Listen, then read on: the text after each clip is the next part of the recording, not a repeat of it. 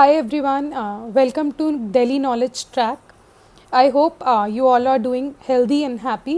मेरा नाम मुस्कान जिंदल है and UPSC civil service examination 2019 में मेरा ऑल इंडिया रैंक 87 आया है। मैं बद्दी से हूँ। Baddi lies in Solan district of Himachal Pradesh और मैंने अपनी स्कूलिंग टिल +2 बद्दी से ही कंप्लीट की है। आफ्टर दैट ग्रेजुएशन में मैंने बीकॉम ऑनर्स किया है। ये मैंने एसडी कॉलेज चंडीगढ़ से किया है। This is affiliated to Punjab university. So I completed my graduation in 2018. Graduation complete होने के टाइम पर I was under age, I could not give the exam that year. तो मैंने 1 साल पूरा प्रिपेयर किया कॉलेज के बाद एंड 2019 में मैंने अपना फर्स्ट अटैम्प्ट दिया and I cleared it in my first attempt itself.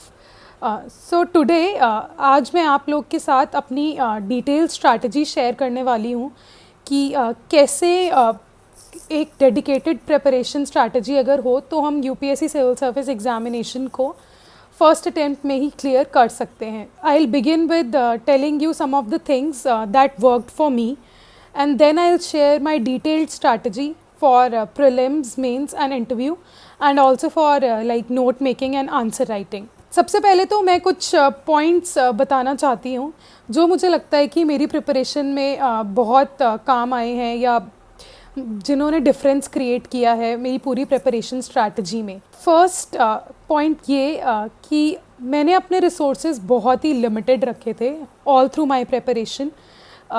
बहुत ही बेसिक और स्टैंडर्ड बुक्स मैंने रेफ़र की थी। सबसे इम्पॉर्टेंट चीज़ मेरी स्ट्रैटेजी में यही थी कि मैंने रिविज़न पर रिलाई किया था। आई रिवाइज्ड अ लॉट। प्रीलिम्स से पहले करंट अफेयर्स की अगर रिवीजन की बात करें तो मैंने कम से कम 3 या 4 बार उनको रिवाइज़ किया था अपना प्रीलिम्स एग्ज़ाम देने से पहले। तो ये बहुत इम्पॉर्टेंट पॉइंट था मेरी पूरी स्ट्रैटेजी में कि रिसोर्सेज बहुत ही लिमिटेड थे। जो मेन रिसोर्सेज रहते हैं लाइक हमारी एनसीईआरटीज़ हैं और जो स्टैंडर्ड बुक्स हैं बस उनको ही रेफ़र किया था और रिवीजन पर स्ट्रेस डाला था पूरा। सेकेंडली कि मैंने अपनी पूरी तैयारी में एक कंसिस्टेंसी मेंटेन की थी। अगर मेरी स्टडी रूटीन की बात करें तो मैंने अपनी तैयारी एक तरह से फ़ाइनल ईयर में जब मेरे ग्रेजुएशन का फ़ाइनल ईयर था तभी शुरू कर दी थी। कॉलेज के साथ साथ मैं कुछ 4-5 घंटे निकाल लेती थी यूपीएससी सिविल सर्विस एग्ज़ामिनेशन की प्रिपरेशन के लिए। उसमें आई यूज़ टू रीड न्यूज़पेपर मैं रोज़ पढ़ती थी। It was non negotiable for me. मैं सब्सटीट्यूट नहीं किया न्यूज़पेपर किसी भी और सोर्स से।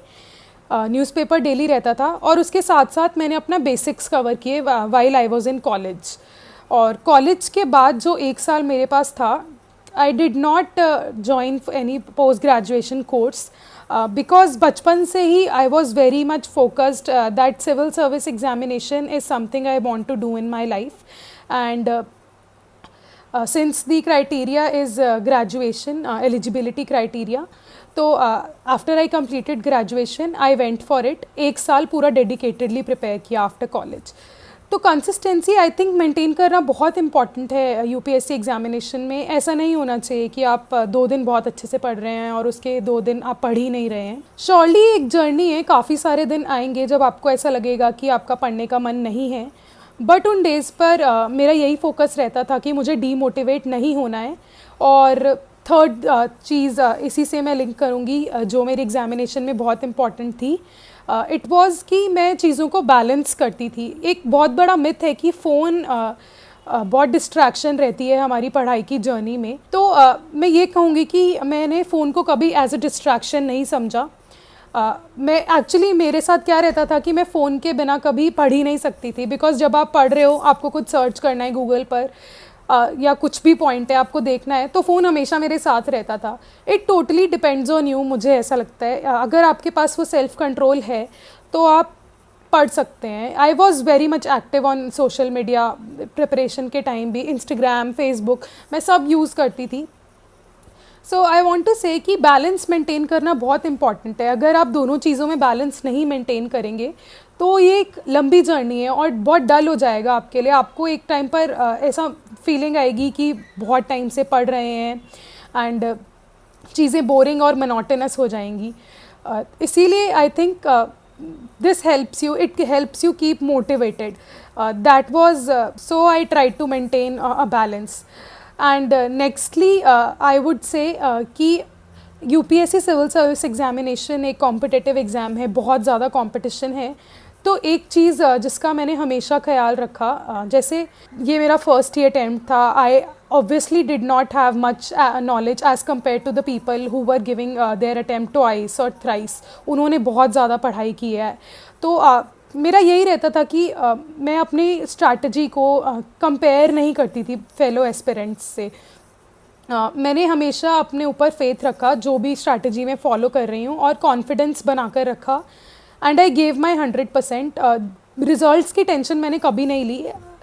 मुझे हमेशा यही रहता था कि जो भी मैं कर रही हूँ मैं अपना बेस्ट दूंगी उसमें, एंड थैंकफुली हो गया फर्स्ट अटैम्प्ट में। So I think it's very important, जो भी बच्चे प्रिपेयर कर रहे हैं, like if they have decided right from their college, so it's important कि आप अपनी स्ट्रैटेजी कंपेयर मत करें। आप देखें कि बाकी लोग क्या कर रहे हैं, और अगर आपको लगता है कि हाँ वो कुछ अच्छा कर रहे हैं तो उससे सीखने की कोशिश करें और ट्राई करें कि आप उसको अपनी रूटीन में डाल सकें। बट उससे डीमोटिवेट ना हो या कंपेयर मत करें। आपका कंपटीशन सिर्फ खुद से होना चाहिए, ये एक चीज़ मैं बोलना चाहूँगी। अब मूव ऑन करें डिटेल स्ट्रैटेजी पर। तो मैंने अपनी प्रिपरेशन कुछ ऐसे प्लान की थी। कॉलेज के साथ साथ मैंने अपने बेसिक्स थोड़े क्लियर किए अलॉन्ग विद न्यूज़पेपर, और कॉलेज के बाद जब जो एक साल था उसमें मैंने बहुत स्ट्रैटेजिकली प्लान किया। यूपीएससी में एक चीज़ सबसे इम्पॉर्टेंट है जो भी लोग बिगिनर्स हैं उनके लिए, कि आपको यूपीएससी के सिलेबस की बहुत अच्छे से नॉलेज होनी चाहिए। आपको पता रहना चाहिए कि एग्ज़ाम की डिमांड क्या है। अदरवाइज़ आपको एक या दो अटैम्प्ट इसी चीज़ को समझने में लग जाते हैं कि किस टाइप का पेपर आ रहा है या क्या डिमांड है क्वेश्चंस की। अगर आप पास्ट ईयर क्वेश्चन पेपर्स अच्छे से देखेंगे, प्रीलिम्स के लिए भी और मेंस के लिए भी, तो आपको समझ में आएगा कि एग्जामिनेशन का क्या पैटर्न है and what they are asking from you. So ये एक बहुत इम्पॉर्टेंट था। जो एक साल मेरे पास था उसमें मेरी प्लानिंग कुछ ऐसे रहती थी कि मैं एक सब्जेक्ट एक टाइम पर उठाती थी। Suppose if I am starting with geography, तो उसमें कुछ ऐसा रहता था कि पहले एनसीईआरटीज़ कंप्लीट करती थी मैं हर सब्जेक्ट की। उसके बाद एनसीईआरटीज़ की फ़र्स्ट रीडिंग लेने के बाद मैं पास्ट ईयर क्वेश्चन पेपर्स देखती थी, प्रीलिम्स के लिए भी और मेंस के लिए भी। मैं देखती थी कि किस टाइप के क्वेश्चंस कौन से टॉपिक से पूछे जा रहे हैं। फिर उस के बाद मैं एनसीईआरटीज़ की सेकंड रीडिंग लेती थी, और एक बार जब मेरे एनसीईआरटीज़ के बेसिस कंप्लीट हो जाते थे, मतलब मैं बहुत क्लियर थी अपने बेसिक्स में, उसके बाद ही मैंने स्टैंडर्ड बुक्स रेफ़र की है। स्टैंडर्ड बुक्स मेरी लिमिटेड थी एकदम। जैसे हिस्ट्री में मॉडर्न इंडिया के लिए मैंने स्पेक्ट्रम रेफ़र की थी, पॉलिटी में मैंने लक्ष्मीकांत से पढ़ा था। तो मैं ये भी कहना चाहूँगी कि जैसे कुछ सब्जेक्ट्स हैं ज्योग्राफी या एंशिएंट और मिडाइवल हिस्ट्री, इनमें मैं एनसीईआरटी के अलावा कुछ नहीं करके गई थी।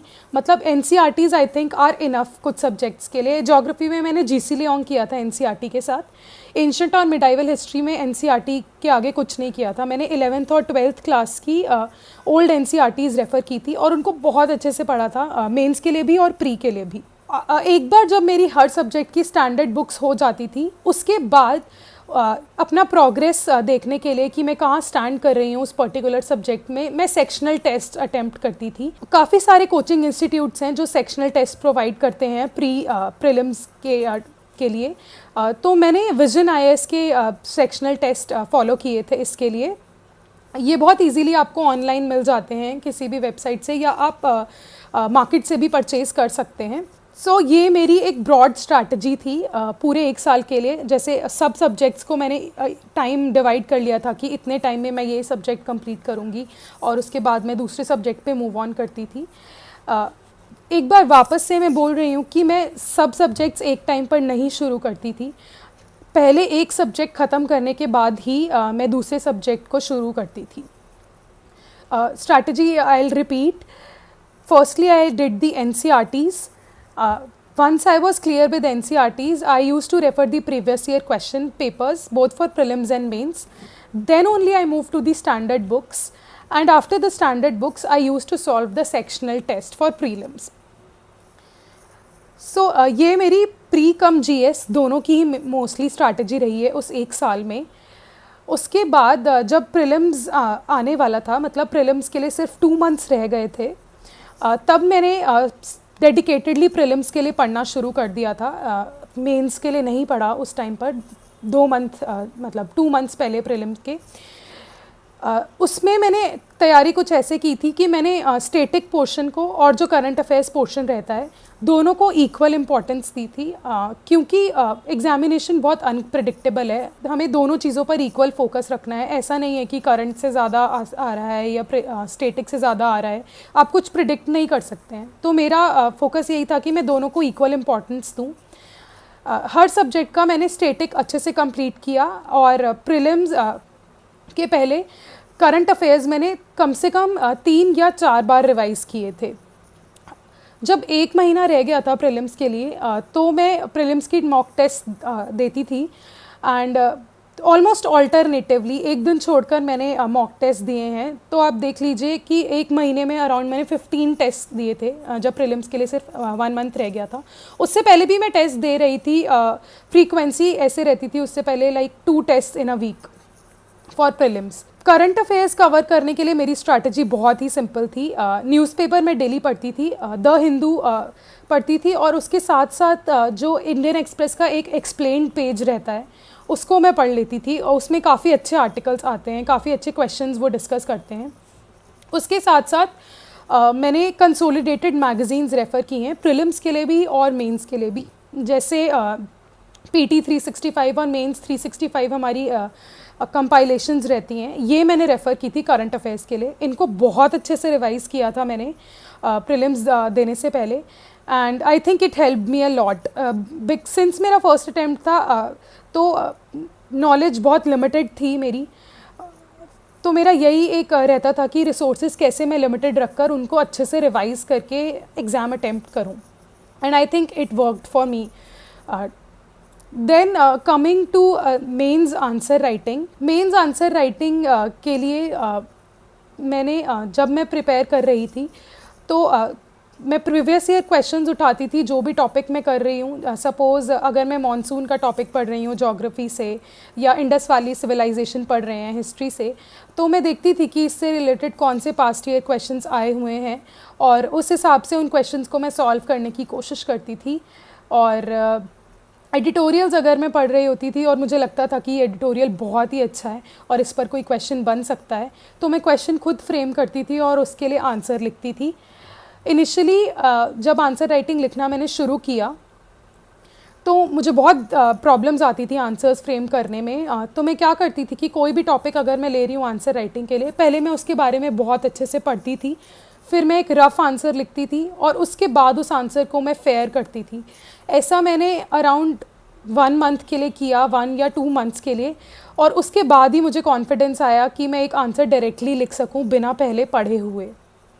तो आप लोग भी अगर आंसर राइटिंग शुरू करना चाहते हैं तो आप ऐसा कर सकते हैं कि कोई भी क्वेश्चन अगर आप उठा रहे हैं, आप उसके बारे में पहले पढ़ें और उसके बाद एक रफ़ आंसर लिखें, उसको फेयर करें. ये एक अच्छी स्ट्रैटेजी है आंसर राइटिंग शुरू करने के लिए. अपने आंसर्स को एनरिच करने के लिए, अच्छा बनाने के लिए मैं कुछ प्रोग्राम्स देखती थी टीवी पर. जैसे राज्यसभा पर बिग पिक्चर टीवी करके एक प्रोग्राम रहता है, उसमें जो नेशनल इम्पोर्टेंस के टॉपिक्स होते हैं उस पर डिस्कशन चलती है. कभी कभी क्या होता है कि एडिटोरियल्स थोड़े बायस्ड हो जाते हैं, तो अगर आपको बैलेंस्ड ओपिनियन लेना है तो बिग पिक्चर आप रेफ़र कर सकते हैं, और आपको काफ़ी पर्सपेक्टिव से एक आंसर फ्रेम करने के लिए पॉइंट्स मिल जाते हैं. And again explained page Indian express का, वो भी मैंने रेफ़र किया था फॉर आंसर राइटिंग.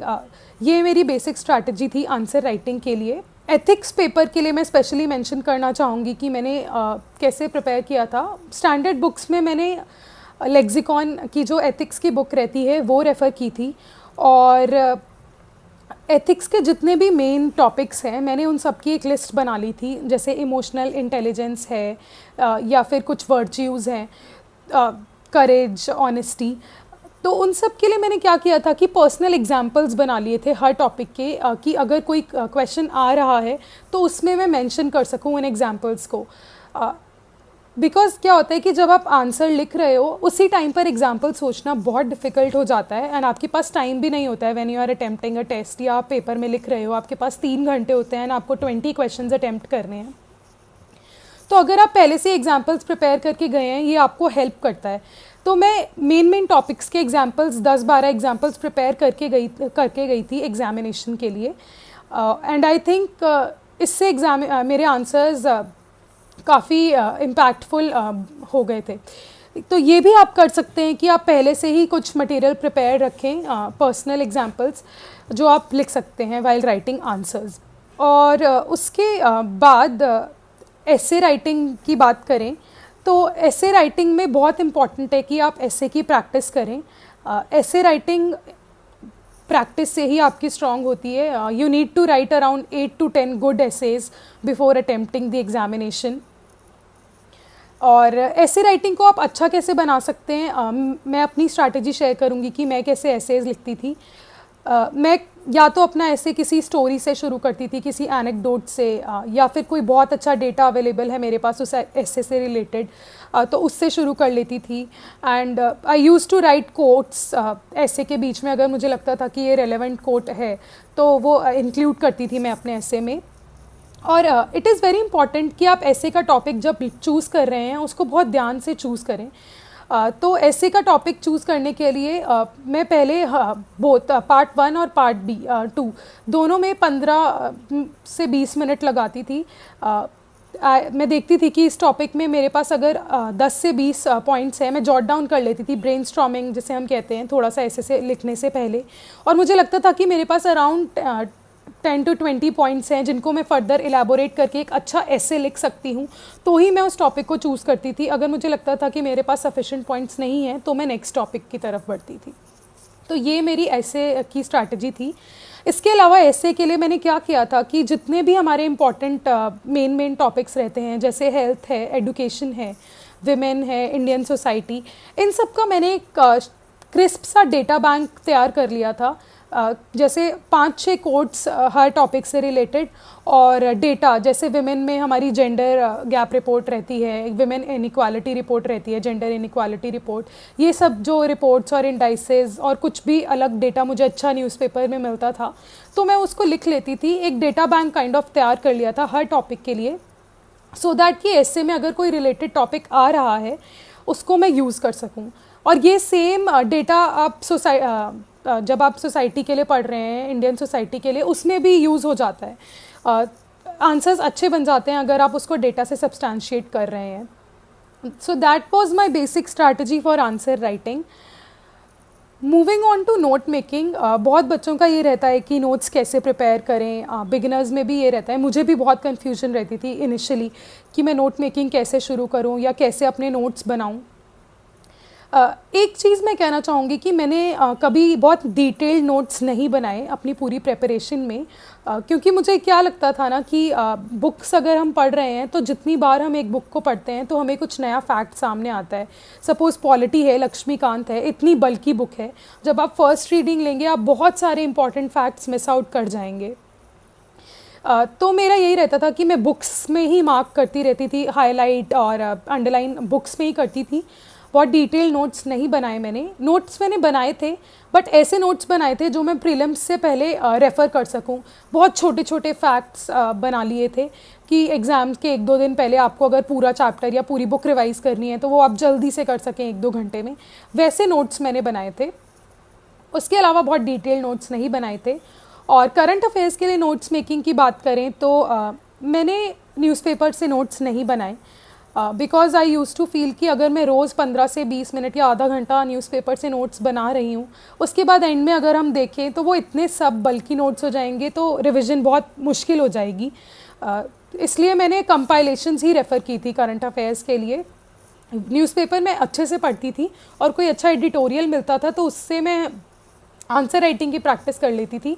नोट्स बहुत ज़्यादा नहीं बनाए।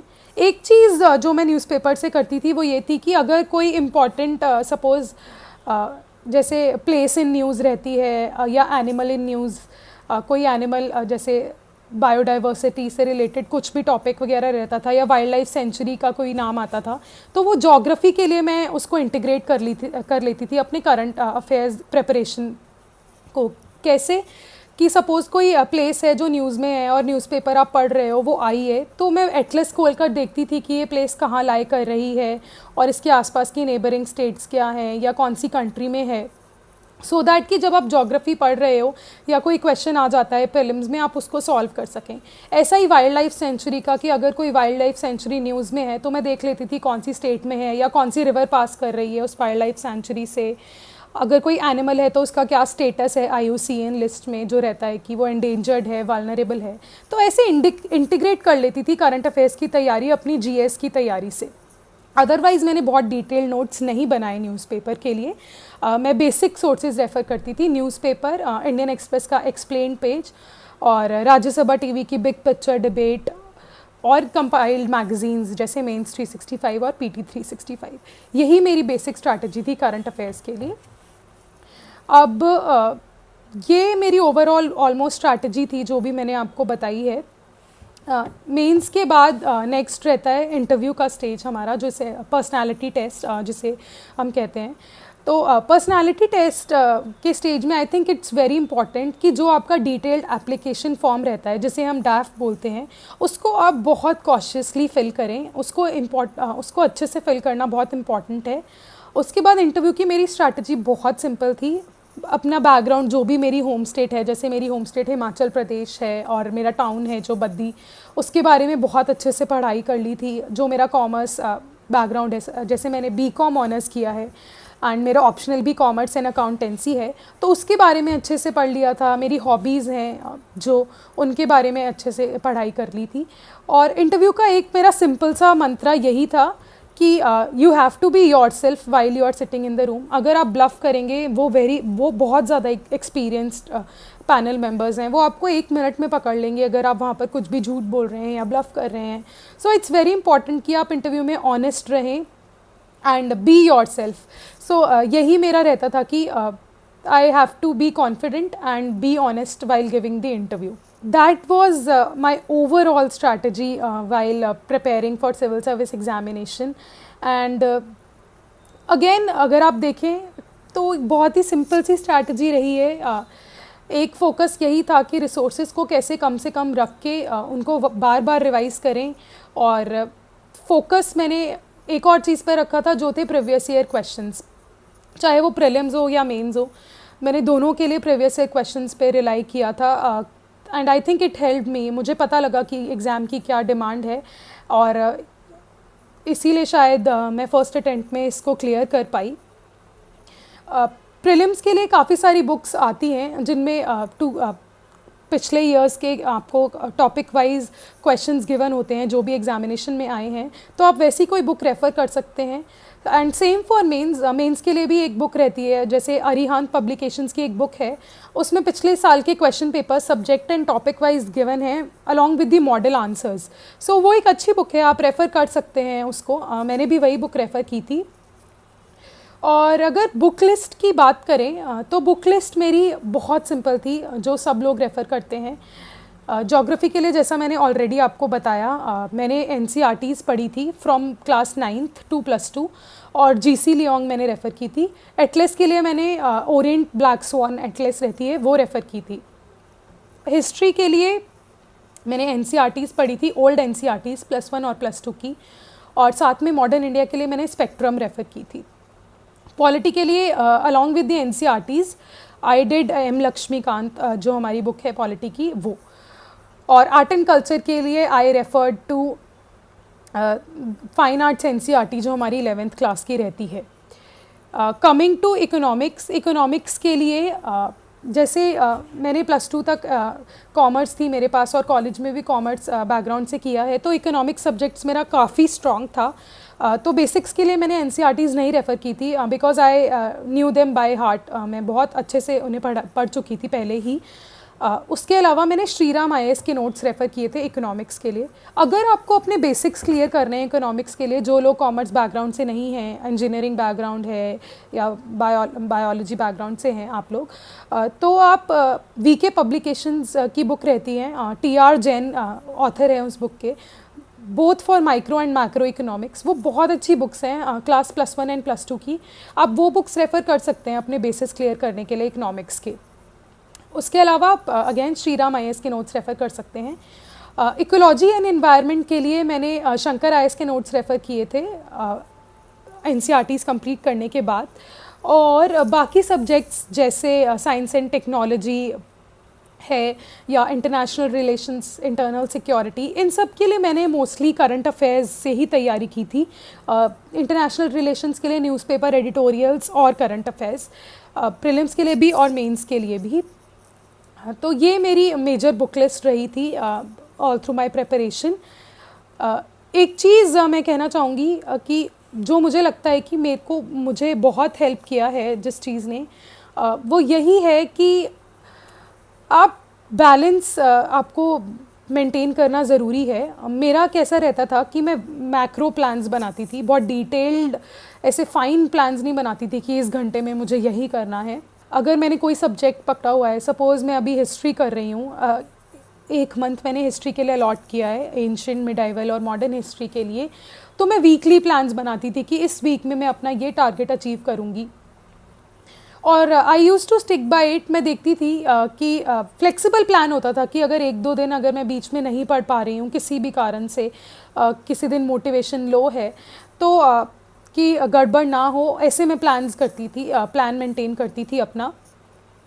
और स्टडी रूटीन मेरा कुछ ऐसा रहता था कि वीक में मैं 6 दिन बहुत अच्छे से पढ़ती थी और 7th डे जो संडे रहता है हमारा, वो मैं अपने लिए रखती थी। मेरा ये रहता था कि संडे को मैं पढ़ाई नहीं करूँगी, I will take a break, family members के साथ एक्स्ट्रा टाइम स्पेंड करूँगी या फ्रेंड्स के साथ बाहर किसी आउटिंग के लिए, मूवी के लिए जाऊँगी।